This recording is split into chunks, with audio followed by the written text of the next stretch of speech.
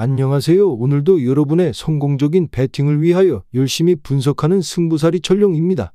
100%의 적중률이 아니더라도 수익 실현할 수 있게끔 도와드리겠습니다.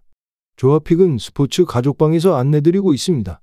입장 방법은 영상 하단의 댓글에 기재해 두었습니다. 가입 권유 일절 없으며 모두가 배팅하는 데 필요한 자료를 무료로 배포해드리니 구독과 좋아요만 부탁드립니다. 감사합니다. 첫 번째 경기는 세비야 대 레알 소시에다드입니다. 먼저 세비야는 시즌 성적 5승 9무 12패로 리그 15위를 기록 중이며 2경기 연속 득점에 실패하며 4경기 무패를 마감했습니다. 세비야는 6경기에서 4실점입니다. 선수들 사이의 간격이 매우 촘촘해졌고 압박을 가더라도 간격이 잘 유지됩니다. 상대는 세비야의 중원을 뚫기 어렵고 선택지가 많지 않아서 사이드로 볼을 돌려야 합니다.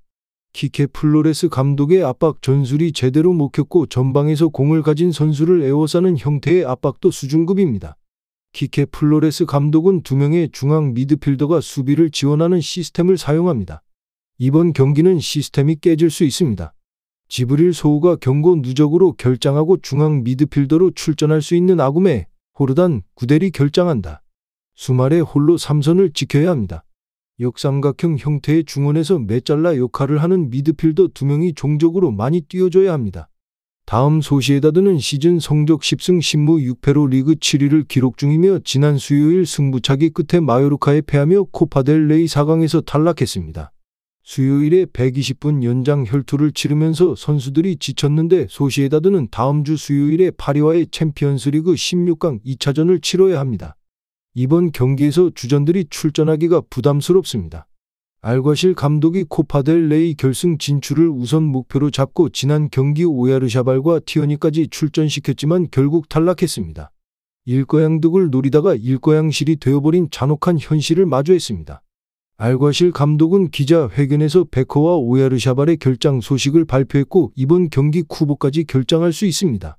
자카리안, 투리엔테스, 사디크 등 후보 선수들이 이번 경기 선발로 나올 가능성이 높습니다. 안드레 실바와 사디크가 동시에 선발로 나오면서 4-4-2로 바꿀 수도 있습니다. 결론부터 말하자면 소시에다드에게 어려운 경기가 될 수밖에 없습니다. 선수들이 많이 지쳐서 주전들이 나오지 못하니까 경기력이 엉망일 것입니다. 주전들이 나오면 세비야의 압박 전술에 무너질 가능성이 크다고 보여집니다.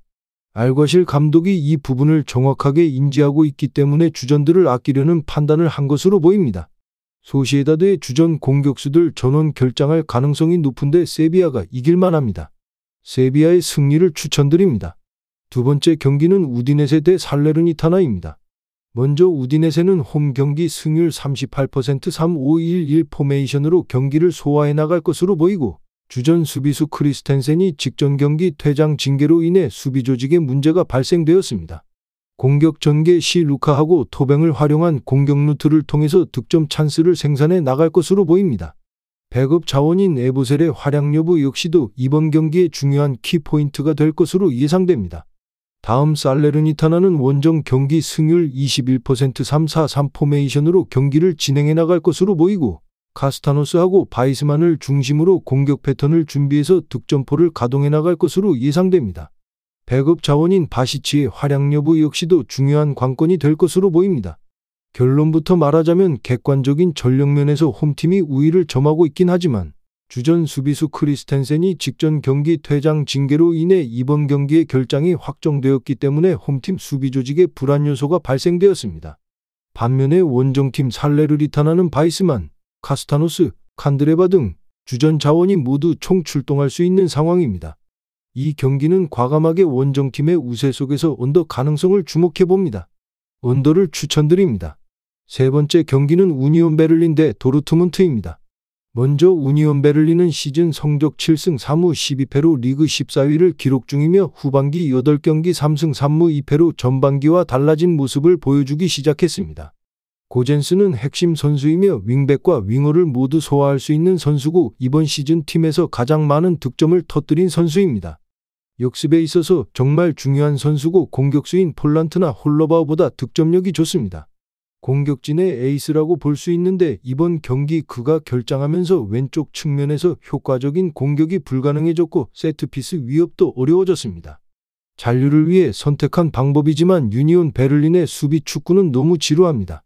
후반기 8경기에서 지난 하이덴하임전과 퇴장이 발생했던 라이프치히전을 제외하고 모두 온더였습니다.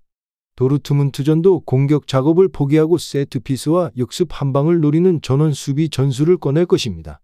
다음 도르트문트는 시즌 성적 11승 8무 4패로 리그 4위를 기록 중이며 지난 주말 호펜하임에 패하며 공식 경기 10경기 무패가 끝났습니다.